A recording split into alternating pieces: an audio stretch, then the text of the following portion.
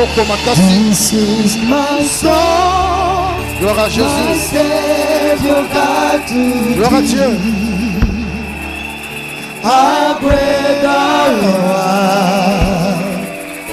I pray the Lord. This is my song, my Savior God to thee. J'élève ma voix vers toi qui sièges dans le lieu très haut. Je te rends grâce, toi le Dieu véritable. Ce qui était comme un rêve est devenu une réalité. Et laisse que l'esprit de cette vision accomplisse les objectifs dans la vie de ton peuple. Redonne encore l'espoir dans le cœur de ton peuple. Et déclenche un miracle de rattrapage ce matin. J'annonce la seconde saison. Dans la communauté armée de l'Éternel et dans la vie de chaque enfant de Dieu. Au nom de Jésus que nous avons ainsi prié. Amen. Amen. Acclamons très fort pour la gloire.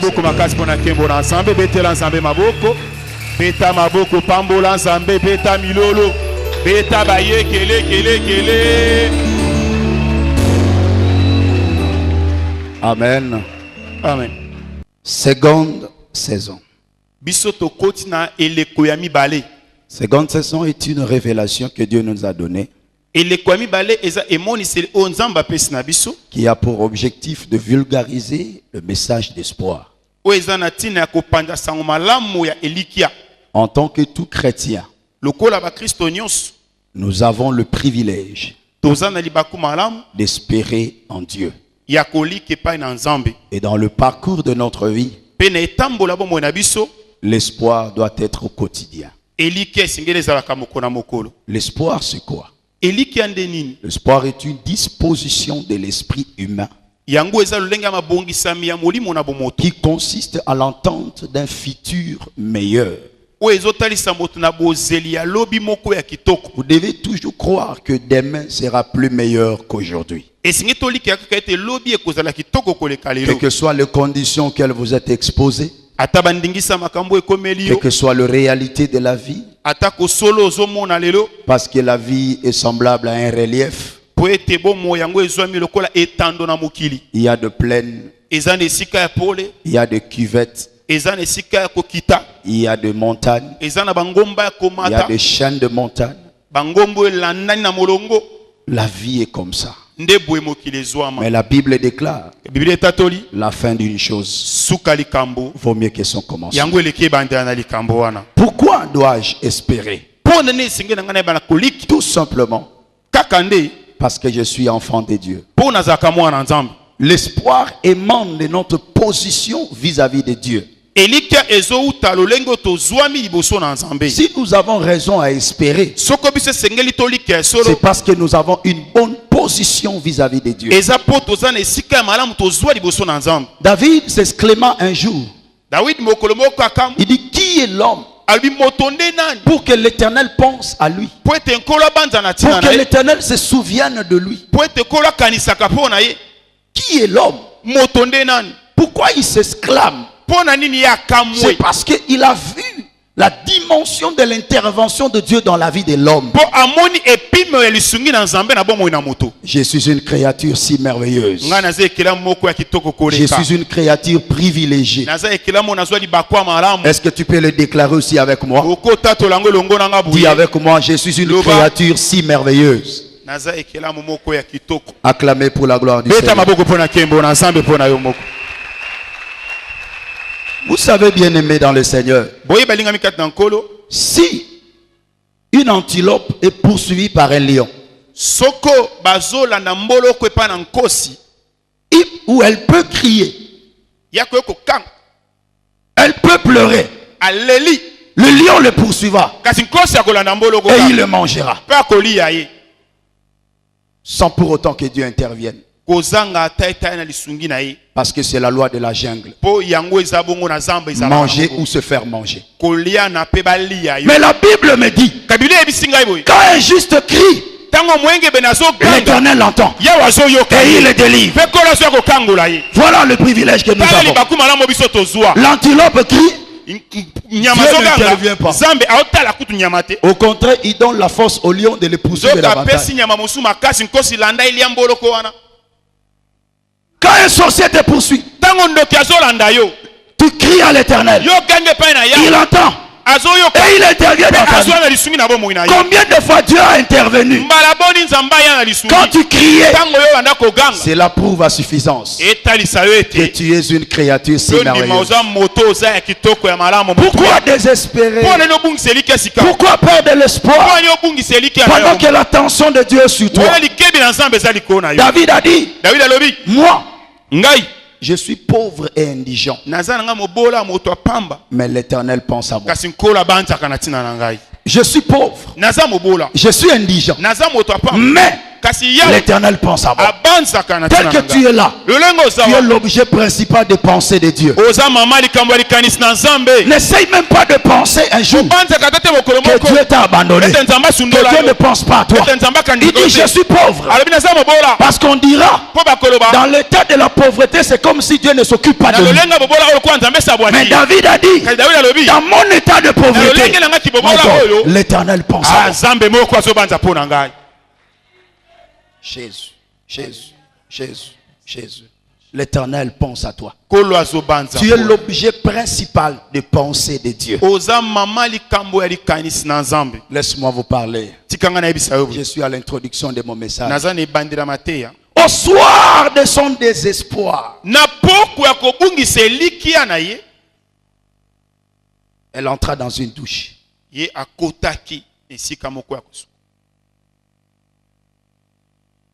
Tu ne sais pas encore ce que je dis, mais tu le sauras. Au soir de son désespoir, elle entra dans une douche pour se baigner. Pendant qu'il était en train de se baigner, du haut de son palais royal, un roi n'avait pas de repos. C'était le soir. Il pouvait se reposer. Il pouvait dormir. Mais il n'avait pas de repos. Il monta au sommet de son palais. Et il jeta le regard en bas. Pendant qu'il jetait les regards, ces regards sont tombés dans une douche où il y avait une femme qui se baignait. Il dit à ses serviteurs, qui est cette femme? On le dit, c'est la femme de ton serviteur. Cela m'importe peu. Prenez-la. Amenez-le. On amena la femme auprès de lui. Le même soir, la femme a conçu. J'ai jeté un regard prophétique sur ce texte. Vous conviendrez avec moi que je parle de Bathsheba. Au soir de son désespoir, cependant elle avait un mari. Mais quel mari qui n'avait pas la sémence de la fécondité? Elle n'était pas stérile. Mais l'homme qui était avec elle n'avait pas de sémence. Tu n'es pas pauvre, mais c'est l'esprit qui est avec toi. Tu n'es pas malheureux, tu n'es pas maladif, mais celui qui est avec toi n'a pas de sémence. Mais au soir de ton désespoir, tu as bien fait d'entrer dans la douche. Et la douche ici, c'est l'amphithéâtre de l'armée de l'Éternel. Et la douche ici, c'est l'église où il y a l'eau qui coule, l'eau qui est l'image de la parole. La Bible déclare, vous êtes purs par la parole que vous écoutez. L'Éternel Dieu nous sanctifie par l'eau de sa parole. parole, quand nous deviendrons purs, il y a un roi dans ce temps de soir qui n'a pas de repos. Il a dit dans sa parole, pour l'amour de Sion, je ne me tairai point. Pour l'amour de Jérusalem, je n'aurai point du repos. Alléluia. Jusqu'à ce que sa délivrance paraisse. Il faut que cette femme soit délivrée. Il faut que cette femme soit fécondée. Il n'avait pas de repos. Bien-aimé dans le Seigneur, pendant que tu souffres, tu as bien fait de venir à l'église pour être arrosé par la parole de Dieu, l'évangile pur qui n'est pas corrompu. Et pendant que tu te purifies, le roi n'a pas le repos.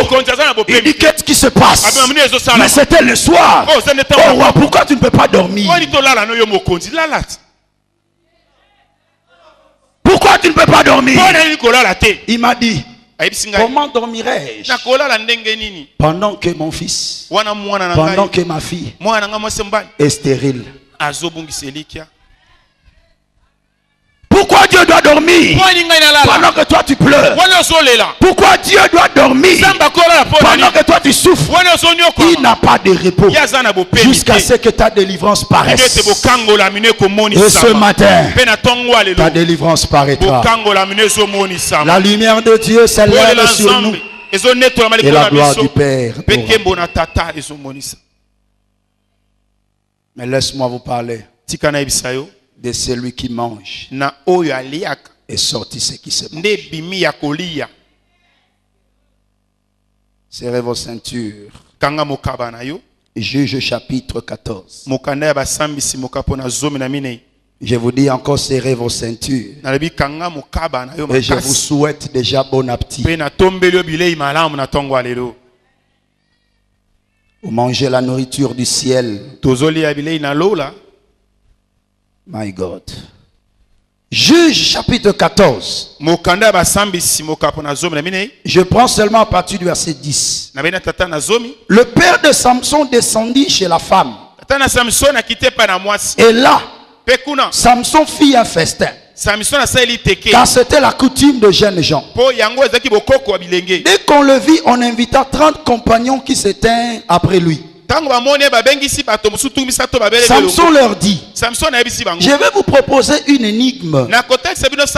Si vous me l'expliquez pendant les 7 jours du festin, et si vous la découvrez, je vous donnerai 30 chemises et 30 vêtements de rechange. Mais si vous ne pouvez pas l'expliquer, ça sera vous qui me donnerez 30 chemises et 30 vêtements de rechange.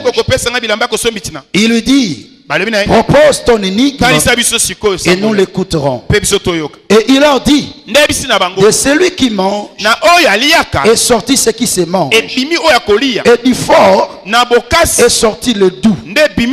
Pendant 3 jours, ils ne purent expliquer l'énigme. Le 7e jour, ils dirent à la femme de Samson, persuade à ton mari de nous expliquer l'énigme, sinon nous te brûlerons toi et la maison de ton père. C'est pour nous dépouiller que vous nous avez invités. La femme de Samson pleurait auprès de lui et disait, tu n'as pour moi que de la haine et tu ne m'aimes pas.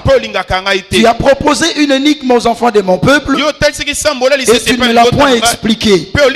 Et il lui répondit, je l'ai expliqué ni à mon père ni à ma mère. Est-ce à toi que je l'expliquerai? Elle pleura auprès de lui pendant 7 jours que dura le festin. Et le 7e jour, il lui expliqua, car elle le tourmentait. Et elle lui donna l'explication de l'énigme aux enfants de son peuple. C'est la parole du Seigneur. Il était une fois un homme appelé Samson. suscité à dessein afin de détruire le Philistin en son temps. Mais la Bible déclare, pendant qu'il descendait à Timna, Timna était une ville qui dirigeait vers le Philistin. La Bible déclare, il rencontra un jeune lion. Pendant que le lion se lance sur lui, la Bible déclare, il se fait mettre du lion et il le déchira comme on déchire les chevreaux. Et il est passé. Après quelque temps, il revena sur le même chemin. Et il a fait un détour pour aller voir le cadavre du lion. Et il a vu comment le cadavre du lion commençait à produire ou à faire sortir le miel parce que les abeilles étaient venues. La Bible déclare, il a pris un essai de miel qu'il mangea tout au long de son chemin. Et arrivé dans sa maison, il donna à ses parents et à ses frères. Amen. Amen. C'est par là que Samson a fait de son exploit une énigme. Pour dire de celui qui mange. Qui est celui qui mange? C'est le lion. Parce que le lion était venu avec l'objectif de le dévorer. C'est celui qui mange. Le lion est celui qui dévore. Mais la Bible déclare, de celui qui mange est sorti ce qui se mange. Et ce qui se mange, c'est le miel qu'il a trouvé. Amen. Est-ce que quelqu'un me comprend? Comprenez d'abord le terme avant que je donne la révélation. Donc si je dis de celui qui mange est sorti ce qui se mange, c'est que du lion est sorti le miel. Amen. Du lion qui mange est sorti le miel qui se mange. Vous êtes d'accord avec moi? Évoluons. Qu'est-ce que je veux dire par là? La réalité de ce terme nous enseigne. L'expérience de Samson nous enseigne que le miel qu'il devait manger tout au long de son parcours ne se trouvait que dans le lion. Mais le lion était encore vivant. Et le lion s'est lancé sur lui. Le lion c'est qui? Ou le lion c'est quoi? C'est toute circonstance difficile qui se lance contre nous avec l'objectif de nous détruire, de nous entraîner en bas, de nous tuer, de nous emporter. C'est ça le lion. Une circonstance dure, ça peut se représenter par la maladie, par la pauvreté, par le blocage, par la malédiction, par le célibat, par la stérilité. Toute situation qui vient avec ardeur afin de te détruire, c'est ça le lion. Et une personne qui n'est pas avisée, quand il voit le lion venir, il fuit. Il fuit. Je suis venu dire à un enfant de Dieu, ne fuis pas le lion, résiste-le, parce que quelque chose est caché en lui. Mais tu dois arriver à détruire le lion, tu dois arriver à déchirer le lion pour que le lion te produise le miel. Je suis venu dire à un enfant de Dieu, si tu ne tues pas le lion, il te mangera. Mais si tu le tues, il te produit à manger. Si tu ne détruis pas la circonstance, la circonstance te détruira. Mais si tu détruis la circonstance, elle te produit une opportunité de bénédiction.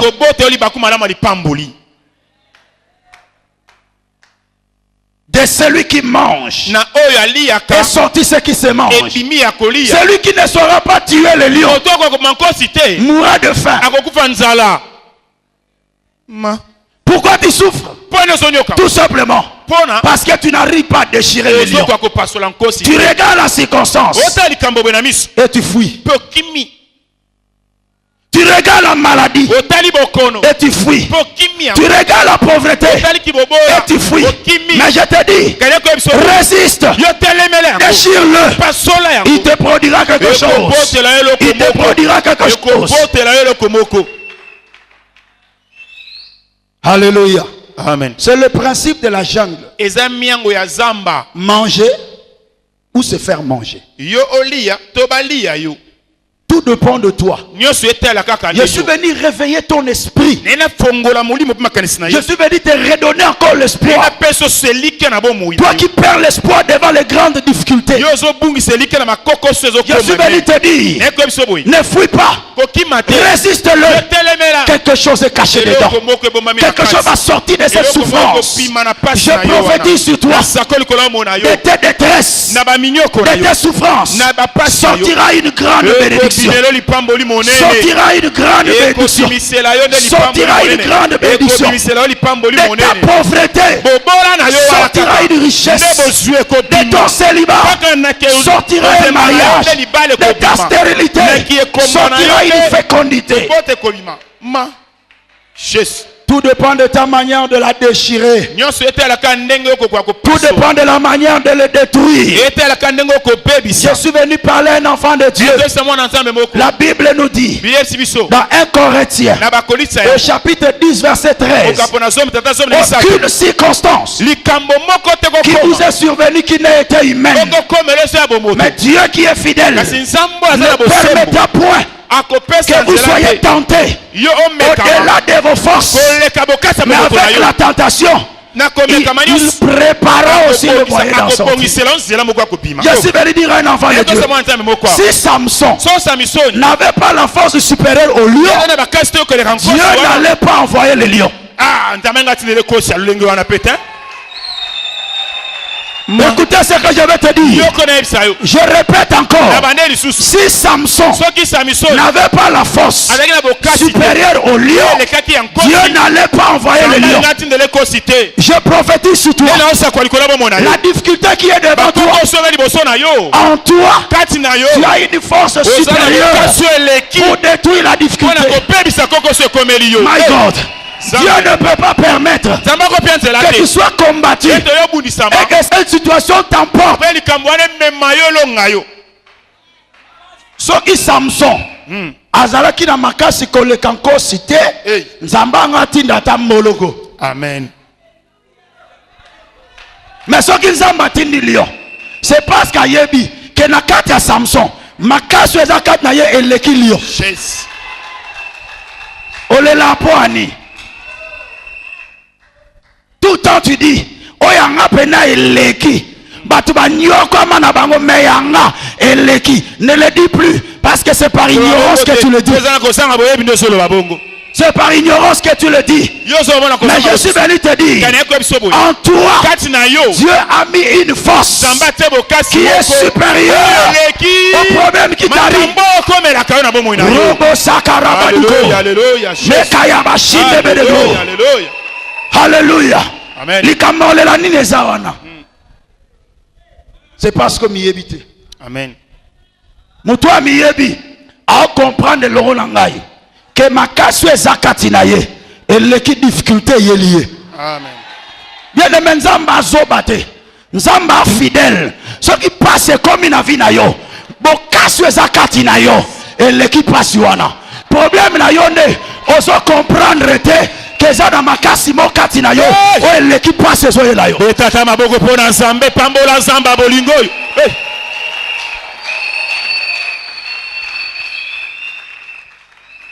Notre souffrance est due à notre ignorance. Car on se voit incapable.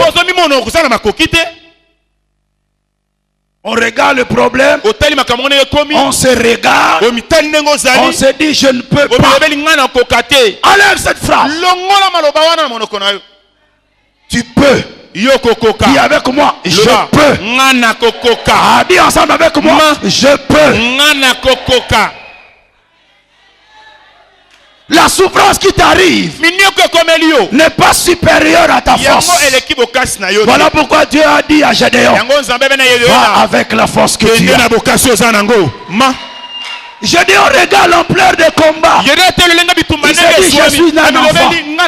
L'Éternel dit non, tu as une force en toi. Je suis venu dire à un enfant de Dieu que tu as une force en toi. Cette force qui est en toi va détruire la difficulté. Cette force qui est en toi va détruire ton chômage. Cette force qui est en toi va détruire ta pauvreté. Cette force qui est en toi va détruire ton célibat. Cette force qui est en toi va détruire ta stérilité. Au nom de Jésus. Yes, hallelujah. Olikamba kokamwa yopesa sara mwana Ozanzambe mobange ya kalande mama na Isaka Ozanzambe koko ya kalazima kasi ya kobota wapye Betata milolo pour Nazam, le fils des prophètes. Non, pianiste kara ya. Pianiste kara. Simba iloko. Alléluia. La Bible déclare, espérant contre toute espérance, il crut. Une contre-espérance est une réalité devant laquelle on ne peut plus espérer. Sarah était face à une contre-espérance. Une réalité devant laquelle elle ne pouvait plus espérer. Elle a doublé la ménopause.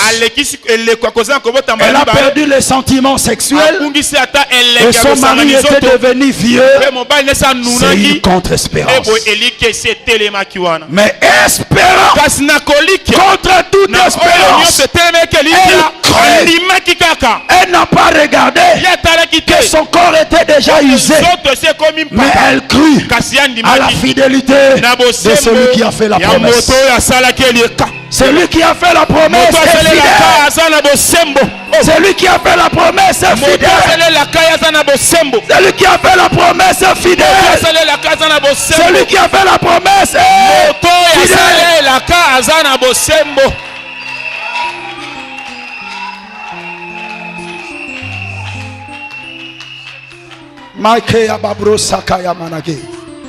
Je prophétise. Derrière ce qui te fait pleurer, il y a ce qui te réjouira. Derrière ce qui te fait pleurer, il y a ce qui te réjouira. Ne pleure pas parce que tu ne le vois pas. Car ta cause est devant lui. Ne panique pas. Ne regarde pas le lion, mais regarde le miel qui est caché dans le lion.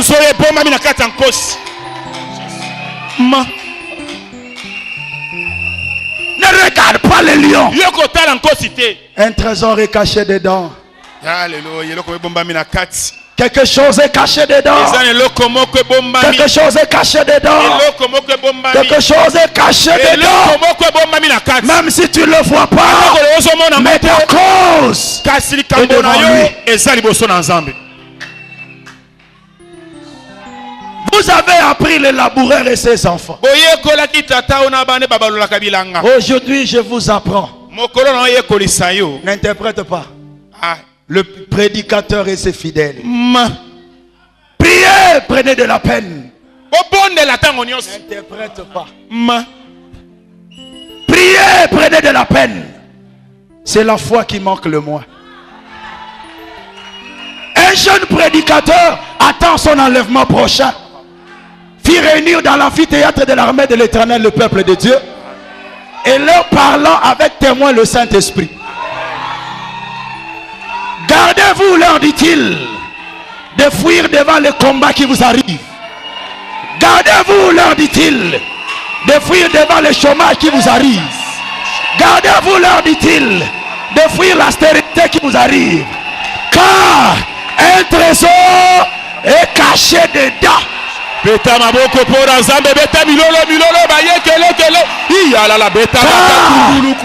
trésor est caché dedans. Avec un peu de courage, vous le trouverez.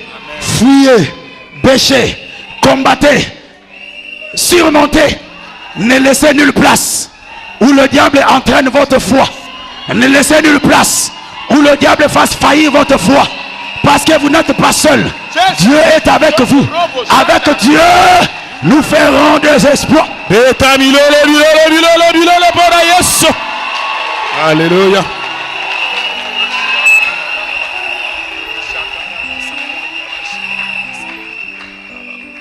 Voilà la réalité de ce thème.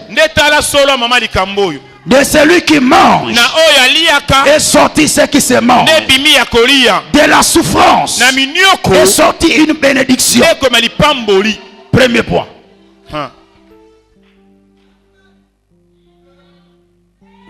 La Bible déclare, le peuple d'Israël était en Égypte. Quand ils entraient en Égypte, ils étaient de bergers. Vous êtes d'accord avec moi? C'était ça leur qualité, leur profession.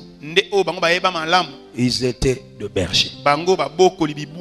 Mais la Bible déclare, arrivé en Égypte, un lion s'est lancé sur eux pour les imposer des durs labeurs. Mais la Bible dit, et moi je dis, les fouets étaient sur leur dos. On les a imposé un dur labeur. Mais qu'est-ce qui se passe? Plus on le frappait, plus une qualité sortait d'eux. Plus on le fouettait, plus une qualité sortait d'eux. Or qu'ils étaient des architectes. Ils ne savaient pas qu'ils étaient des maçons. Mais il a fallu le fouet pour que cette qualité de maçon sorte. Je suis venu dire à un enfant de Dieu, la souffrance qui s'élève sur toi fait sortir en toi une qualité que tu ignorais. Plus on le fouettait, une qualité sortait d'eux. Plus on le fouettait, il bâtit Ramsès. Plus on le fouettait, il bâtit Python. Mais celui qui marche est sorti ce qui se mange. Du fouet est sorti la qualité d'architecture ou d'architecte. Bénis tes souffrances, car elle fait sortir en toi une qualité que tu ignorais.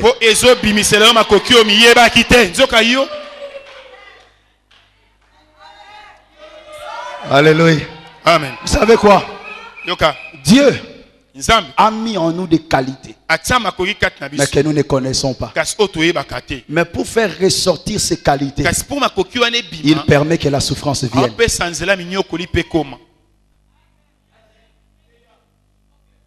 Si Dieu permet la souffrance dans ta vie, c'est qu'il veut faire ressortir en toi une qualité de celui qui mange et sorti ce qui se mange. Deuxième exemple, la réalité de ce thème. Joseph était en Égypte, prisonnier en Égypte. Mais il passa d'abord par esclave. Dieu bénit la maison de Potiphar. Potiphar l'a établi chef des esclaves. Après cela, il a été emprisonné. Dans la prison, on l'a établi chef de prisonnier. Vous croyez que c'était facile? C'était pas facile. Il était esclave. Il était prisonnier. Mais en tant qu'esclave, il a appris la gestion de soins domestiques. La gestion de soins domestiques. Arrivé dans la prison, il a appris encore la gestion des prisonniers. Les deux expériences a fait de lui un économiste. Le deux expériences a fait de lui un grand gestionnaire du grand pays. Mais celui qui mange et sorti ce qui se mange, il a appris la gestion de la maison, il a appris la gestion de la prison, et les deux expériences lui a donné la capacité de gérer un grand pays. Je prophétise, il y a un grand pays que toi tu dois gérer. Supporte les souffrances d'aujourd'hui.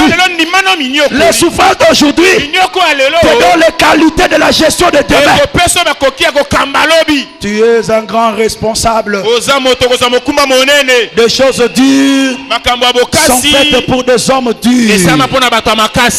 C'est ce que moi j'appelle UCD. Université de coups durs. C'est ce que moi j'appelle ISES. Institut supérieur de sophrologie. C'est ce que moi j'appelle ENA de Dieu. École nationale d'administration. Si tu passes par là, tu sors licencié en sophrologie. Aucune tentation qui vous est survenue qui n'a été humaine. Et Dieu qui est fidèle ne permettra pas que vous soyez tentés au-delà de vos forces. Il y a quelqu'un qui est entré dans l'université de Dieu. Bénis tes souffrances. Dans la vie, ne sois pas pressé de maudire tes souffrances. Parce que tu ne sais pas qu'est-ce qu'elle produit en toi.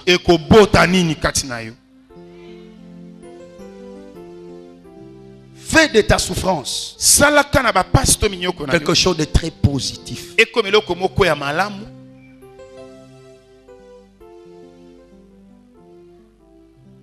Bami benga banzambe bakufa basekwa te Yesu azaliza okufa yosekwa yolongano liwaye eloko etinanga na ndimo zalizambe otambola na mai olakisa na bato molimo tambolaki na mai ne bandela zalaki yo nzamba semba bilokota ye tango bato batambolaka po batala mikonzi yo se na fulu nzambe olokota bato bazanga tina lokola kia yinwa esika motema esuki yo zale ya nonanga mituna nyonso ezange ya nezwake ya no sepa ina yo nzamba semba bilokota ye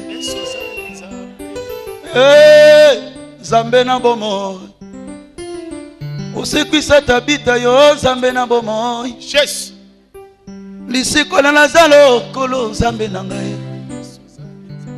Oh Jésus. Troisième exemple. La réalité de ce thème. De celui qui mange est sorti ce qui se mange. Il était une fois un enfant appelé Moïse. La Bible déclare, ses parents ont vu que l'enfant était beau. Il dit Pharaon va le tuer. Gardons notre enfant. Il en garde. Le premier mois, le deuxième mois, le troisième mois, quelque chose s'est déclenché. Leur incapacité de garder l'enfant. Ils n'ont plus à garder l'enfant. Ils ont pris l'enfant. Ils l'ont déposé dans le fleuve. Et l'enfant était en train de noyer. Quel danger! Elle se noie. Où il s'est noyé. Il s'est noyé. Tout à coup, la fille de Pharaon, elle prit l'enfant. Elle lui donna le nom de Moïse. Elle amena l'enfant auprès de son père. Mais il savait qu'il était hébreu. Parce que la fille a dit, c'est un fils des Hébreux. Mais Elle a pris quand même. De celui qui mange est sorti ce qui se mange. Qui est celui qui mange? C'est le Pharaon. Pharaon était le tueur de l'enfant. Pharaon était le tueur de l'enfant. C'est Pharaon qui cherchait l'enfant pour le tuer. Mais l'enfant était gardé. Plus on gardait l'enfant, plus Pharaon restait le tueur de l'enfant. Plus on gardait l'enfant, plus Pharaon était le tueur de l'enfant. Mais quand on a libéré, on a laissé Moïse aller affronter Pharaon. De celui qui mange et sorti ce qui se mange. Un miracle s'est opéré. Le tueur de l'enfant est devenu son nourricier. Le tueur de l'enfant est devenu son nourricier. Je suis venu dire à quelqu'un, ne garde pas Moïse. Si tu le gardes, Pharaon restera le tueur. Mais si tu laisses Moïse aller affronter Pharaon, Pharaon deviendra son nourricier. Pourquoi tu pleures aujourd'hui? Pourquoi tu souffres? C'est tout simplement parce que tu as peur d'affronter Pharaon. Parce que tu as peur d'affronter la difficulté. Parce que tu fuis. Une difficulté que tu fuis, tu la rends forte. Quand Moïse a affronté Pharaon, amen. Identité à Pharaon est changée. De celui qui mange sortira ce qui se mange. Le tueur de l'enfant deviendra son nourricier. Et elle fut payée pour avoir allaité son propre fils.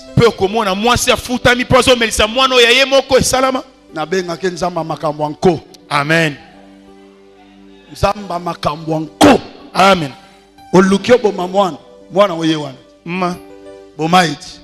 Identité changée. Mobomi a commis papa mobokoli. Nalobi mobomi a commis papa mobokoli. De celui qui mange est sorti ce qui se mange. Je prophétise. Affronte tes difficultés. Affronte ton problème. De ce problème-là sortira une bénédiction pour toi. De ce problème-là sortira une grâce de Dieu. Qui a dit Amen? Qui a dit Amen? Amen. Dieu savait que Samson allait mourir de faim dans le désert. Voilà pourquoi il a créé cette circonstance. Serrez vos ceintures. Je monte encore. Il savait sur le parcours de Samson, en retour, il aurait dû mourir de faim. Mais que faire pour que Samson trouve la nourriture? L'Éternel a créé cette situation. S'il n'avait pas ce lion-là, au retour de Samson, il allait mourir de faim. Parce qu'il ne devait avoir rien à manger. Mais parce que Dieu a envoyé le lion, à son retour, il a trouvé le miel. Je suis venu dire à un enfant de Dieu, tes difficultés d'aujourd'hui sont les emballages de ta bénédiction de demain. Tes difficultés d'aujourd'hui sont les emballages de ta bénédiction de demain. Pour que Dieu te donne la bénédiction, il te les donne enfermés dans les difficultés. Ouvre l'emballage.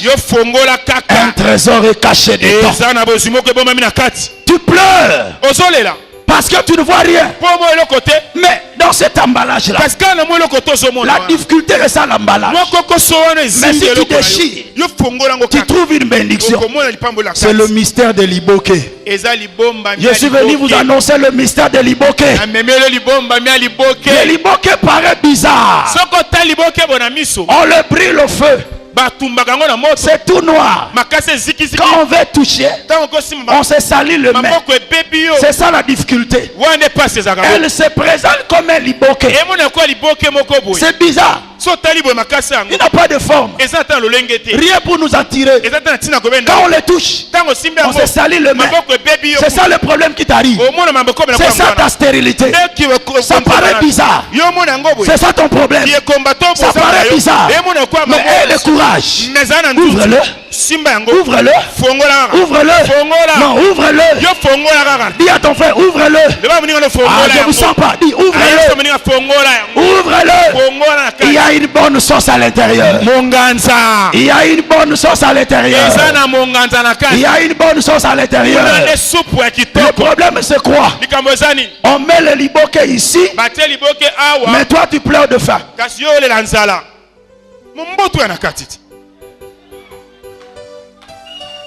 Ne te fie pas à l'apparence de l'emballage. Un trésor est caché dedans. Ne te fie pas à l'apparence de la gravité de ton problème. Le problème paraît toujours grand, difficile. Résiste un peu. Tu vas le faire. Résiste un peu. Ouvre-le un peu. Est-ce que tu peux ouvrir? Fais comme ça avec moi. Fais ça. Ouvre un peu. Ouvre ta difficulté. Ouvre-le. Ouvre ta stérilité. Ouvre ton célibat. Il y a un mariage à l'intérieur. Ouvre ta stérilité. Un enfant est caché dedans. Je prophétise sur une stérile. Ton ventre est la réserve stratégique de Dieu. Nos difficultés d'aujourd'hui sont les assiettes de nos bénédictions de demain. Nos difficultés d'aujourd'hui sont les assiettes de nos bénédictions de demain.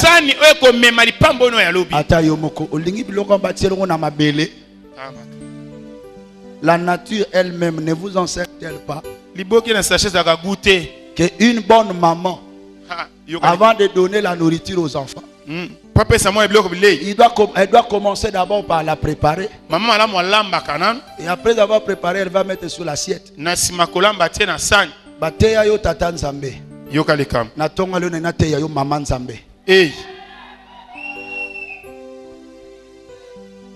Vous savez, quand une mère prépare, même si l'enfant vient, elle commence à pleurer.